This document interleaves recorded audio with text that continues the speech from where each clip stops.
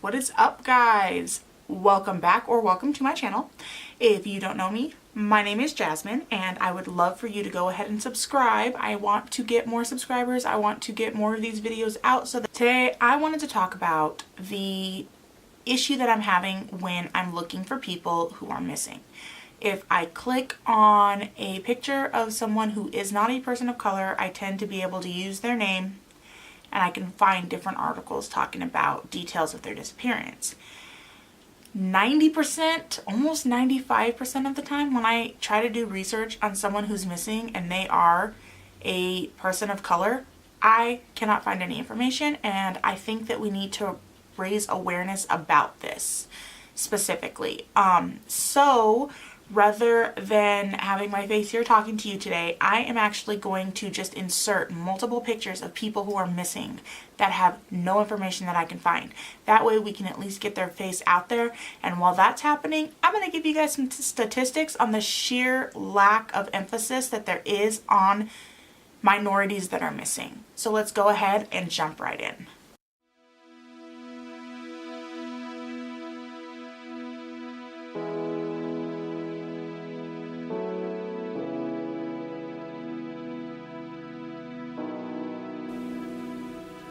Out of 651,226 people who were reported missing in 2017, an astounding number of those people were actually minorities.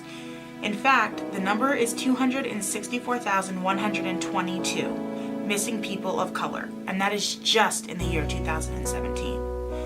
39.9% of the missing people of color were children under the age of 17 years old, and 31.1% of those people were adults. I personally think that there is a mixture of people assuming that these people have just run off because we have attached stigmas to people of color.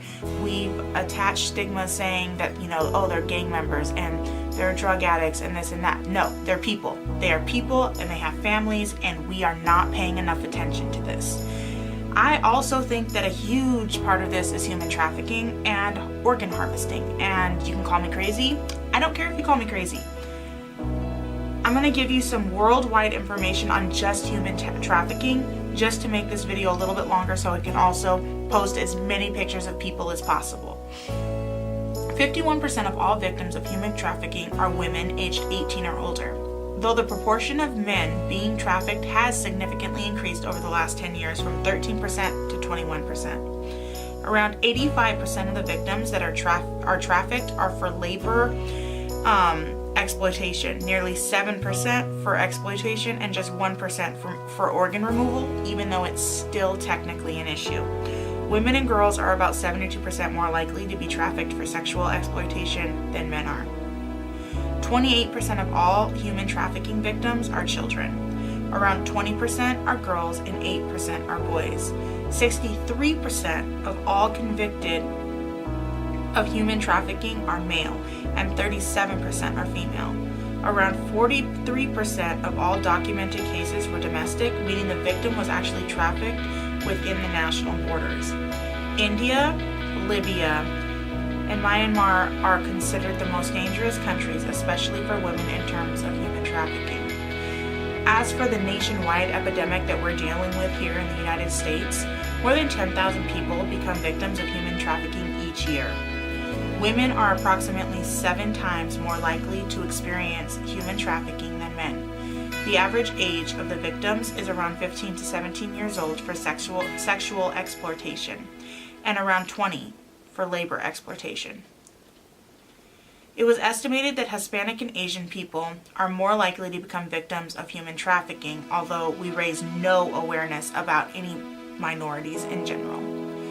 A marriage proposal is by far the most common type of recruitment tactics for sex slavery, whereas for labor exploitation, the perpetrators most often just promise a good job. During Super Bowls and some other large events, there is a spike in sex trafficking, which is around 5 to 20%, and we haven't quite figured out why. California, 1,305, Texas, 792, and Florida, 604, had the most cases of human trafficking registered last year. According to the National Human Trafficking Statistics, Atlanta's underground sex economy is the biggest, with a yearly profit of around $250 million. In 2012, Vance Anderson, age 51, a painter of Philadelphia, died at the Thomas Jefferson University Hospital in Philadelphia due to complications from a lung condition. By the time his mother was to claim his body for burial, his eyes, heart, brain, and pancreas were all removed. The explanation given was that the organs were donated for education, but this occurred without even the family's consent. In 2013, Kendrick Johnson, only 17 years old, of Georgia, was found dead inside of a mat at his school. The death was ruled an accident. When his parents demanded an independent investigation, a second autopsy revealed that his internal organs, brains, lungs, liver, and kidneys were missing, and the cavities were filled with newspaper. Newspaper, that is it. In 2014, Ryan Singleton, age 24, of Georgia, went to California in pursuit of acting jobs. His body was discovered in Death Valley with multiple organs removed. Eyes, heart, lung, liver, and kidneys were missing. The rest of his body remained intact. The investigators told his family that his organs may have been eaten by wild animals, and I find that incredibly hard to believe. In 2015, Nicholas Rodriguez, age 24, was a California state prison inmate who was found after a 15-hour prison riot in a garbage can in the shower next to his cell. His body was almost cut in half, and his abdominal and chest organs were removed. This mutilation occurred in a medium security prison with surveillance, yet they have no footage of what happened. The thing that all of these have in common, they were all people of color, the majority being of African American descent. This isn't even a subject that is necessarily taboo either. There have been numerous people coming out and saying that Kanika Jenkins, the beautiful girl found in the freezer at the Canyon Plaza Chicago O'Hare Hotel and Conference Center in Rosemont, Illinois, in September of 2017, was a victim of organ harvesting. People have long suspected that the hotel is actually a ruse for an underground organ harvesting ring, but there's no proof being brought up upon that, just speculation so far.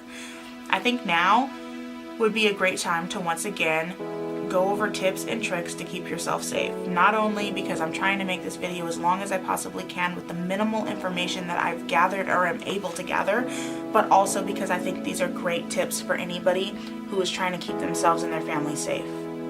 Please stop meeting people off the internet, and if you do meet them, then do it in a very public place, and no matter how much you like them or want to date them, don't go anywhere alone with them or anywhere secluded with them for at least a couple weeks. You really need to just stop jumping into bed with people. This is how people come up missing.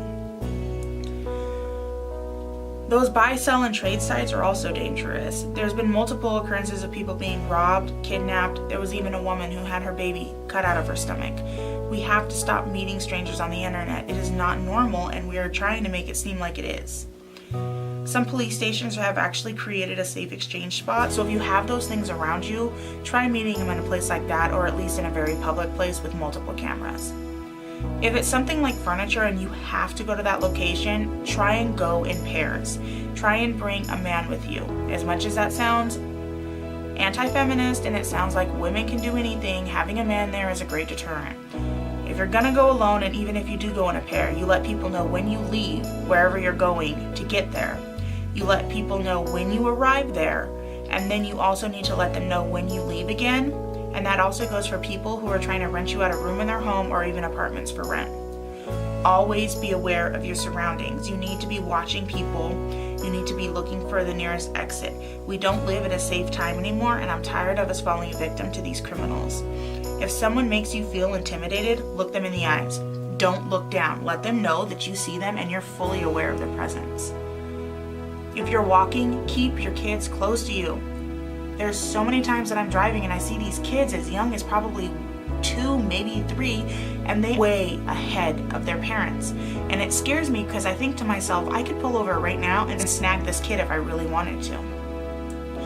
It scares me to think about what could happen to them.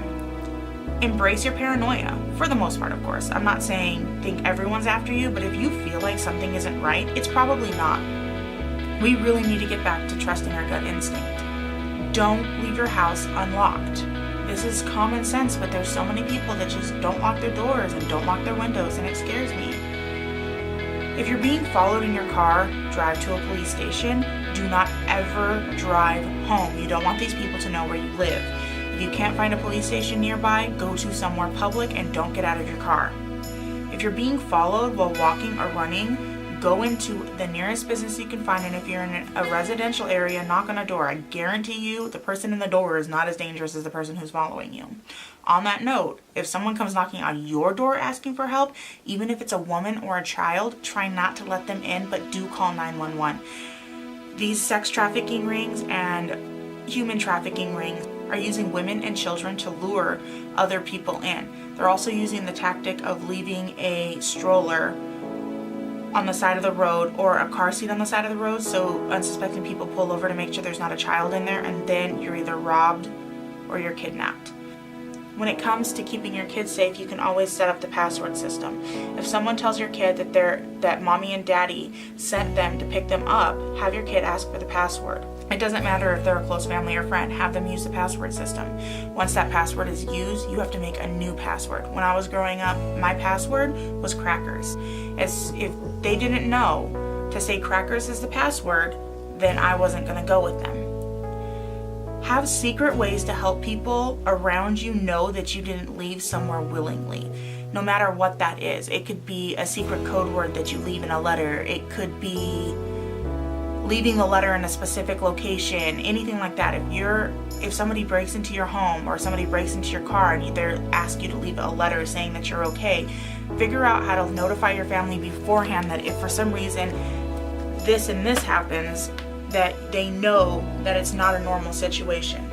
If you do get in a situation where somebody pulls up and they have a gun or a weapon and they're telling you to get into the car, do not go. I don't care how scared you are, don't do it. I guarantee you if they're gonna shoot you, let them shoot you there. When you're near civilization, let them do whatever they're gonna do to you there where there's witnesses, and I guarantee you them shooting you is not gonna be as bad as what they're gonna do to you if they get you in that car and they take you to a secluded place. I know it's a scary thought, but that is my biggest personal rule of thumb is if you kill me, you're gonna kill me now. I'm not gonna sit there and let you take me somewhere so you can torture me slowly. Nope. If for some reason you do get into the situation where you're already taken and there isn't really the option of running, leave your DNA everywhere. Pull out your hair, stick it places. Give yourself a nosebleed and wipe your blood places. Scratch yourself and leave skin somewhere. I know this all sounds gruesome, but I'm being dead serious. You need to leave as much of your DNA as in as many places as you possibly can. Take off your earrings, your nose ring, your tongue ring, your bracelets, your necklaces, your regular rings. Throw them. Hide them. You got fake fingernails? Start ripping them off. Stick them places. That way, when the police start doing their investigation, they can find things that belong to you and they can track you down and track the killer down or the kidnapper down. And last but not least, fight. No matter what, fight. Put up the biggest, strongest fight of your life. If somebody has taken you, the odds are against you and them keeping you alive. It's very rare. The majority of people die within the first 6 hours of being kidnapped. Please, please, please keep yourself safe. Keep people safe. I hope you guys enjoyed this video. If you did, please subscribe. Go ahead and give it a like, and I'll talk to you guys in the next one. Bye.